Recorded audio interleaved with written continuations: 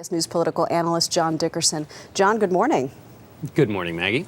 Let's establish right off the bat that this will not even remotely free us from our dependence on foreign oil. You're exactly right. And in fact, these leases in Virginia won't even start until 2012. But the president makes the case that while opening up this exploration won't rid us of our dependence on foreign oil, that combined with a more comprehensive energy approach, it might move America in that direction. You would think that Republicans, the drill baby drill crowd, would be ecstatic over this. This is something they want. Why didn't they seem too overwhelmed?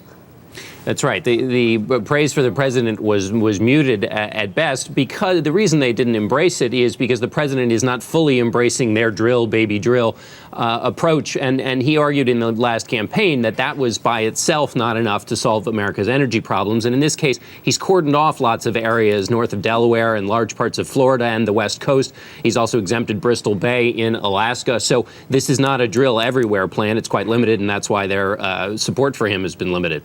It's still a step in their direction, a step to the right. Is he doing that at the risk of alienating his Democratic base?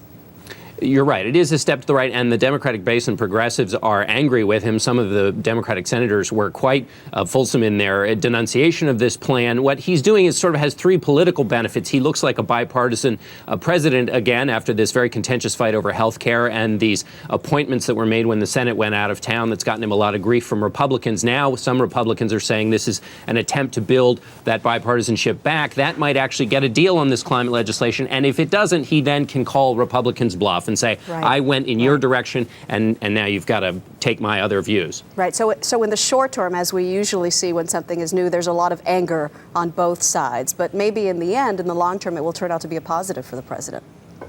You're right. And we look at the Democrats who are angry at the moment, but the question is, will they be with him when this legislation comes up in the spring, if it does come up in the spring? So right now, there's a lot of explosive talk, but we'll see where they really are in the end. All right, John. John Dickerson, thanks a lot. Thanks, Maggie. A lot happens early on The Early Show, weekday mornings on CBS.